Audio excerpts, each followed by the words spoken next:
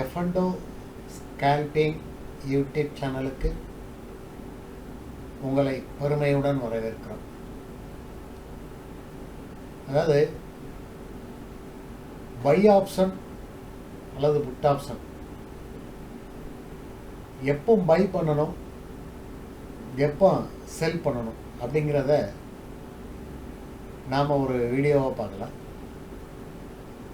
சப்போர்ட்டுன்னு வச்சுக்கிடுங்க. இப்போ இந்த இடத்துல இப்படி ஒரு சப்போர்ட் இருக்குது, கீழே ஒரு சப்போர்ட் இருக்குது, மேலே ஒரு ரெசிஸ்டன்ட் இருக்குது அப்படின்னு வச்சுக்கிடுங்க. அந்த ரெசிஸ்டண்டில் மார்க்கெட் மேலே போய் ரெசிஸ்டண்ட்டுக்கு மேலே க்ளோஸ் வைக்காம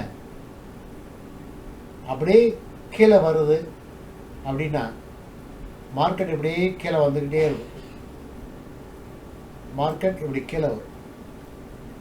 இப்படி ஒரு ஹேண்டில் ஒரு பெரிய ஒரு பேரிஸ் கேண்டில் கீழே வருது அப்படின்னா அதுக்கு கீழே இன்னொரு ஹேண்டில் அப்படி வருது அப்படின்னா இந்த இடத்துல பை பண்ணணும்.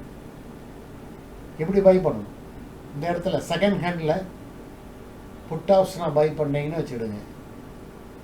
ஓரளவு தட் ஹேண்டில் அப்படின்னு ஒரு 20 பாயிண்ட் 15 பாயிண்ட்டை பிடிச்சிடலாம். ரெசிஸ்டண்ட்டுக்கு மேலே போகாமல் க்ளோஸ் வைக்காமல் கீழே ரிவர்ஸ் ஆச்சுன்னா அதில் கண்டிப்பாக ஒரு 10 பாயிண்ட் 20 பாயிண்ட் நமக்கு புட் ஆப்ஷனில் கிடைக்கும். அதே மாதிரி கீழே சப்போர்ட், ஒரு நல்ல சப்போர்ட் இருக்குது அப்படின்னா சப்போர்ட்டை உடைக்கலை அப்படின்னு தெரிஞ்ச பிறகு நம்ம கால் ஆப்ஷனாக பை பண்ணலாம். கால் ஆப்ஷனும் இப்படி தான், சப்போர்ட்டுக்கு உடைக்காமல் மேலே ஹேண்டில் ரிவர்ஸ் ஆகுது அப்படின்னா ஒரு பெரிய ஹேண்டில் வர்ற மாதிரி இருக்கும் போது செகண்ட் ஹேண்டில் இப்படி வந்தது அப்படின்னா இந்த இடத்துல கால் ஆப்ஷனாக பை பண்ணுங்கள். கண்டிப்பாக ஒரு 20 பாயிண்ட் நம்ம பிடிக்கலாம். ரெசிஸ்டன்ட் சப்போர்ட் அப்படிங்கிறத பை பண்ணணும். இப்போது ரெசிஸ்டண்ட்டிலே இப்படி வருது ஹேண்டில், ரெசிஸ்டண்ட்டுக்கு மேலே க்ளோஸ் வைக்காமல் ஹேண்டில் கீழே ரிவர்ஸ் அடிக்குது. ஆனால் ஒரு நல்ல விக்கு வருது, ஒரு பெரிய விக்கு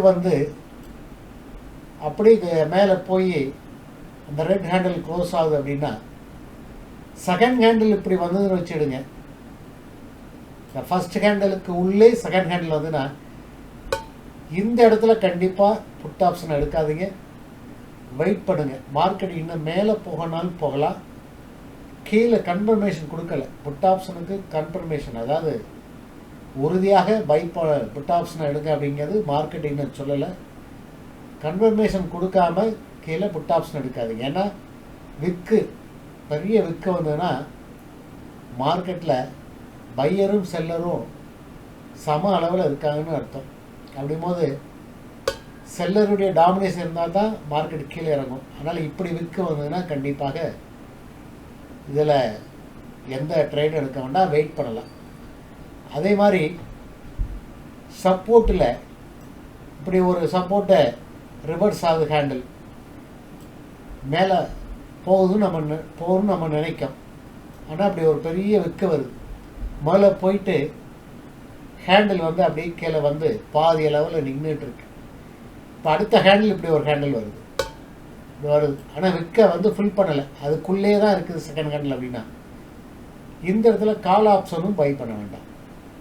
கன்ஃபர்மேஷன் நமக்கு கொடுக்கல, மார்க்கெட் மேலே போகும் அப்படிங்கிறது உறுதியான கன்ஃபர்மேஷன் இல்லைனால கால் ஆப்ஷனை எடுக்க வேண்டாம். கண்டிப்பாக இன்னும் கொஞ்சம் வெயிட் பண்ணணும். இந்த இடத்துல வெயிட் பண்ணால் அந்த ட்ரேட் எடுக்காமல் வெயிட் பண்ணால் மார்க்கெட் மேலேயே இப்படி போகுதான்னு பார்க்கணும். இல்லைன்னா மார்க்கெட் சில சமயத்தில் இந்த செகண்ட் ஹேண்ட்லேருந்து ரிவர்ஸ் ஆகி கீழே வந்துடும். இப்போ பெரிய நமக்கு அதை நம்முடைய ஸ்டாப் லாஸை ஹண்ட் பண்ணிடும். அப்போ ஸ்டாப் லாஸ்லாம் அடிச்சுட்டு கீழே வந்துச்சுன்னா மார்க்கெட் இன்னும் கீழே போகுதுன்னு அர்த்தம். அதேமாதிரி நம்ம கால் ஆப்ஷன் எடுத்துருப்போம், பெரிய நஷ்டம். அதனால் மார்க்கெட் ட்ரேட் பண்ணும்போது மேலே ரெசிஸ்டண்டில் எப்படி ரிவர்ஸ் பண்ணுறதுன்னு பார்த்துட்டு கீழே சப்போர்ட்டில் எப்படி ரிவர்ஸ் பண்ணுறதுன்னு பார்த்துட்டு கன்ஃபர்மேஷன் கொடுக்கும் போது மட்டும்தான் கால் ஆப்ஷனோ புட் ஆப்ஷனோ ட்ரேட் பண்ணி ஒரு 20 பாயிண்ட் 25 பாயிண்ட் அதை எடுத்து ஒரு பெரிய ஒரு ப்ராஃபிட் பண்ணலாம் அப்படிங்கிறது தான் இது உறுதியாக இருக்கும். இந்த வீடியோ பிடிச்சிருந்தா